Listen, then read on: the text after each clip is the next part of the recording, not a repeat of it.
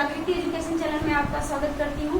आज का टॉपिक है गवर्नमेंट ऑफ इंडिया, यानी भारत की सरकार कैसे चलती है, क्या सिस्टम है, उसमें कौन कौन से पार्ट होते हैं, ये आपको पढ़ाएंगे। साथ ही साथ आपको पार्लियामेंट भी हम पढ़ाएंगे, तो गवर्नमेंट और पार्लियामेंट दोनों को पढ़ाएंगे। तो पहले आपका क्या है, आज का मोस्ट इम्पोर्टेंट टॉपिक है जिसके क्वेश्चन बहुत आते हैं और हम कंफ्यूज रहते हैं। तो गवर्नमेंट सरकार कैसे बनती है, क्या होता है। आज का टॉपिक है सरकार, क्या है, गवर्नमेंट ऑफ इंडिया, गवर्नमेंट, क्या है आज का टॉपिक, गवर्नमेंट। अब जैसे आपको सबको पता है कि देश सरकार से चलती है, हर देश का हर सरकार होता है। हमारे भारत देश की सरकार कैसे चलती है और इसको समझना होगा और इस पे क्वेश्चन भी आते हैं। तो पहले सरकार किसको कहते हैं, इसके 3 पार्ट होते हैं। कितने पार्ट होते हैं, 3 पार्ट होते हैं। पहला कार्यपालिका, विधायिका एंड न्यायपालिका। पहला क्या है, कार्यपालिका, इसका नाम है कार्यपालिका। एक हमारी सरकार होती है जिसके 3 भाग होते हैं, जिसमें एक को कहते हैं कार्यपालिका, दूसरे को बोलते हैं विधायिका। विधायिका का मतलब विधि माने कानून, कानून से संबंधित, और तीसरी है न्यायपालिका। अब जैसे जो हमको न्याय देती है, आपको नाम से ही समझ में आ जाएगा, जथा नाम वो नाम में क्या रखा है। तो कार्यपालिका जैसे कि नाम है, कार्य करती है। विधायिका जैसे विधान यानी कानून का निर्माण करती है। और न्यायपालिका हमको न्याय देती है। इन तीनों सिस्टम से मिलकर, तीनों पार्ट से मिलकर एक सरकार बनती, गवर्नमेंट बनती है, जिसको हम बोलते हैं सरकार, गवर्नमेंट ऑफ इंडिया। तो कार्यपालिका, विधायिका और न्यायपालिका, इंग्लिश में इसको बोलेंगे executive and legislative judicial power. तो क्या बोलेंगे इसको हम, एग्जीक्यूटिव, लेजिस्लेटिव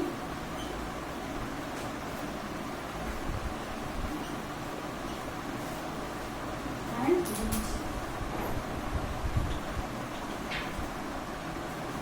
अब कार्यपालिका का कार्य कैसे किया जाता है, विधायिका कैसे बनती है, विधान का निर्माण कैसे होता है।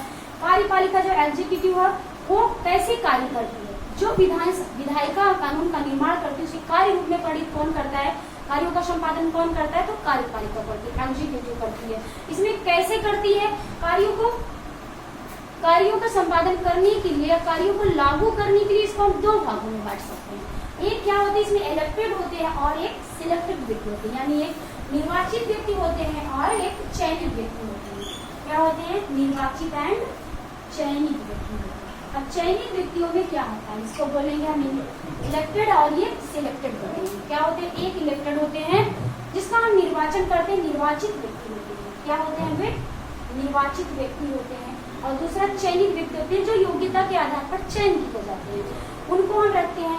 ये इसमें निर्वाचित में आ जाएंगे, मंत्री परिषद आ जाएगी, जैसे ये सीधे जनता के प्रतिनिधि होते हैं।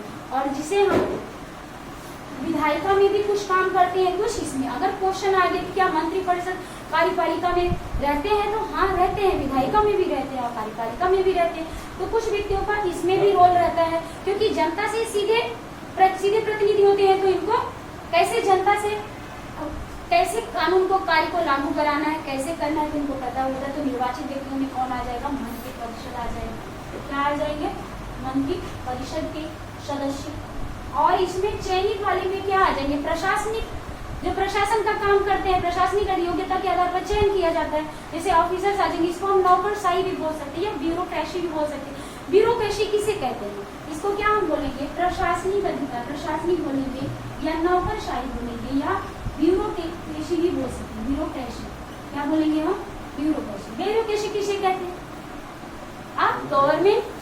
गवर्नमेंट ऑफ, ब्यूरोक्रेसी किसे कहते हैं, ब्यूरोक्रेसी होता है a system of government by a large number of official who are not elected, यानी इनको इलेक्टेड नहीं किया जाता, इनका चयन किया जाता है, यानी इनको सिलेक्ट किया जाता है योग्यता के आधार पर, एजुकेशन के आधार पर, उनके परफॉर्मेंस के आधार पर और इंटरव्यू के आधार पर, साक्षात्कार के आधार पर हमको सिलेक्ट करते हैं। जैसे आयोग के अधिकारी होते हैं, IAS, PCS जो भी होते हैं, वो प्रशासनिक कार्य एडमिनिस्ट्रेशन देखते हैं, तो वो सबको इसमें चयन किया जाता है। तो आपको समझ आए, ब्यूरोक्रेसी भी कह सकते हैं इसको, नौकरशाही भी कह सकते हैं। क्या कर सकते हैं इसको, नौकरशाही। जैसे कि आपको पता हो गया नौकरशाही या ब्यूरोक्रेसी का मतलब क्या हो गया, या सिस्टम ऑफ गवर्नमेंट और large by a large number of official who are not elected, यानी इनको सिलेक्ट किया जाता है, इलेक्टेड नहीं किया। और इसमें इलेक्टेड व्यक्ति रहते हैं, मंत्रिपरिषद का भी तो दोनों मिलकर कार्यपालिका को देश में लागू करते हैं, लागू करवाते हैं। कार्यपालिका का कार्य है कि कानून को लागू करना, उसको निचले स्तर से लेकर ऊपर तक समझाना। तो इनका कार्य कार्यपालिका हो गया है। दूसरा है विधायिका। विधायिका का निर्माण कौन करता है? विधायिका कानून बनाती, कैसे बनाती है, उसका भी एक सिस्टम है। काउंसिलिंग ऑफ मिनिस्टर्स, यहाँ पे कुछ मिनिस्टर, कुछ मंत्रियों का चुनाव किया जाता है। काउंसिलिंग ऑफ मिनिस्टर्स, कुछ मिनिस्टर्स मिलके काउंसिलिंग ऑफ मिनिस्टर्स, यहाँ पे कुछ मंत्रिपरिषद ये भी निर्वाचित ही होते हैं, इसमें टोटल निर्वाचित होते हैं, इसमें चयनित व्यक्तियों का कोई रोल नहीं। लागू करवाने में है प्रशासन का, बट इसमें पूरे मंत्रियों का ही रोल रहता है। वो कैसे बनती है, उसमें भी एक संस्था होती है। विधान का निर्माण या कानून का निर्माण हमारे देश में कौन करता है? तो विधायिका करती है। आप दूसरे शब्दों में अगर ऑप्शन में आया संसद, तो संसद करती है, क्योंकि एक संसद जो है ये संसद के द्वारा कानून का निर्माण करती है। संसद के भी 3 पार्ट होते हैं, जिसको हम बोलते हैं पार्लियामेंट के पार्ट 3 होते हैं, जिसको हम क्या बोलेंगे? लोकसभा, राज्यसभा एंड राष्ट्रपति, यानी lower houses, upper houses and president. उसको हम इसके नीचे आपको समझा देंगे। अभी आपको इतना पता होना है विधायिका का यानी विधान का निर्माण विधायिका करती, कार्यपालिका कार्य को लागू करती और न्यायपालिका उसको न्याय देती है।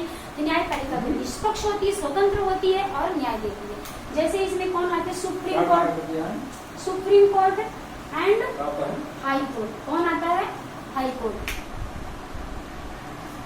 सुप्रीम कोर्ट आती है, हाई कोर्ट। नौकर साहित्य आपको पता हो जाने कि गवर्नमेंट किसे कहते हैं? गवर्नमेंट के 3 पार्ट होते हैं, न्यायपालिका, कार्यपालिका एंड विधायिका। न्याय कार्यपालिका का क्या? विधायिका का विधान निर्माण करना, कानून निर्माण करना कार्य है। और कार्यपालिका क्या करती है?